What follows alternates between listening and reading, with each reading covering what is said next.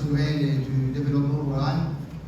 Je voudrais aussi, bien sûr, présenter mes respects à tous les collègues directeurs au niveau central et départemental du ministère de la Santé ici présents, ainsi que des autres ministères, du ministère des Finances, par exemple. Je voudrais aussi saluer mes collègues des autres agences des systèmes des Nations Unies, ainsi que ceux qui représentent ici les autres partenaires qui sont très importants dans la lutte contre la rage en Haïti, ainsi que la coopération bilatérale, par exemple. Je suis très content, au nom de l'Organisation panaméricaine de la santé, l'Organisation mondiale de la santé, d'être ici parmi vous pour commémorer cette année et cette journée de la lutte contre la rage, la journée mondiale de la lutte contre la rage. Je ne vais pas répéter les messages qui ont été si clairement exprimés. Je voudrais juste souligner quelques points parmi ceux qui ont été soulevés. Je voudrais tout d'abord, si on voit les rapports qui ont été faits sur la situation du nombre de cas de rage dans le monde et dans la région, qu'on retient le message que les cas on voit de réduire substantiellement. D'ailleurs, dans la région des Amériques, il n'y a qu'une poignée de pays qui sont encore en train de présenter des cas de rage humaine. Malheureusement, Haïti, c'est un des pays parmi eux, mais les progrès qui ont été faits contre la rage humaine, décrits grâce à la surveillance active, grâce à la réponse rapide, grâce au programme de vaccination, comme ça a été bien expliqué, sont énormes. Et donc, mon deuxième message, c'est que la rage humaine n'est pas l'élimination de la rage, l'éradication de la rage en Haïti, ce n'est pas un objectif illusoire, c'est un objectif à portée des mains, tout à fait possible. D'ailleurs, avec tous les problèmes qu'on vit en ce moment, qu'on est confronté en ce moment au niveau de la santé, au niveau sécuritaire dans les pays, je peux vous dire que s'il y a bien quelque chose qu'on pourrait arriver à réussir d'ici dans l'horizon de 2030, c'est peut-être l'élimination de la rage humaine. C'est possible. Je voudrais aussi saluer beaucoup de partenaires qui ont fait partie de cette lutte en Haïti à lo long de l'histoire de la lutte de Haïti contre la rage. Je vais bien sûr mentionner PANAFTOSA, qui est notre centre régional de santé vétérinaire.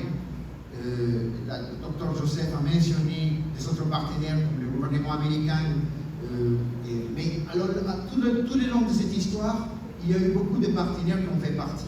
Et c'est la cristallisation de la vision de Une Santé au One Health qui a permis de faire des avances. Donc c'est vraiment l'opportunité de reprendre cette flamme, de redynamiser cette lutte, ce travail ensemble, avec une vision d'une santé, parce qu'il faut dire que dans les SONOS, l'importance de la vision d'une santé, One Health, n'est pas seulement pour répondre à un problème de santé humaine, mais les SONOS représentent aussi des problèmes de développement rural et économique. Et donc, c'est cette vision de la santé humaine, la santé des animaux et la santé environnementale, les secteurs environnementaux qui vont pouvoir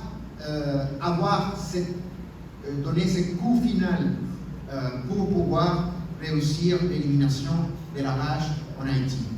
Moi, je peux vous dire qu'en anglais, on utilise une expression, les low-hanging fruit.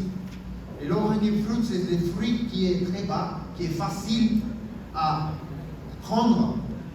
Donc, je pense que vraiment l'élimination de la rage, ça peut représenter une réussite concrète qui peut être arrivée dans les prochaines années si on se met à nouveau tous ensemble à travailler tous ensemble d'une façon coordonnée. Et donc, j'invite aussi les potentiels bailleurs. Moi, j'ai déjà fait des visites, j'ai déjà approché quelques potentiels bailleurs qui sont des partenaires du ministère des Finances, par exemple, pour qu'on puisse parler de la possibilité vraiment d'éliminer de la rage en Haïti. On connaît par exemple la Banque mondiale, même la Banque interaméricaine de développement. On pourrait peut-être avec ces partenaires, parce que la Banque mondiale a été déjà un partenaire dans le passé, très actif, et on devrait relancer ces partenariats, peut-être avec le ministère des Finances, pour qu'on puisse peut-être, parce que ce n'est pas énormément un coût énorme qui va représenter, et les bénéfices sont bien plus importants.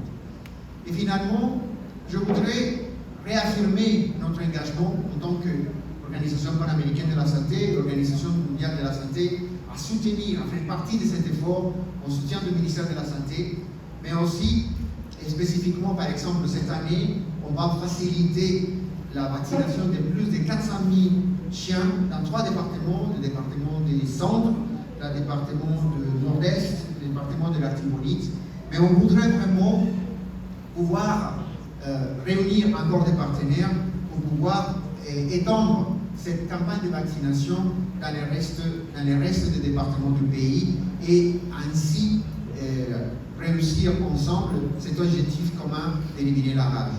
Je peux vous dire que dans les années entre 2016 et 2021, j'ai travaillé au Guatemala. Le Guatemala, c'était un des pays qui avait reporté encore des cas de rage. Et je peux vous dire qu'avec ces efforts intersectoriels, comme ont été décrits ici, le Guatemala, depuis 2017, ne présente pas des cas de la rage. Je ne crois pas, en voyant la situation ici, les conditions ici, je pense que la même réalité est tout à fait possible en Haïti.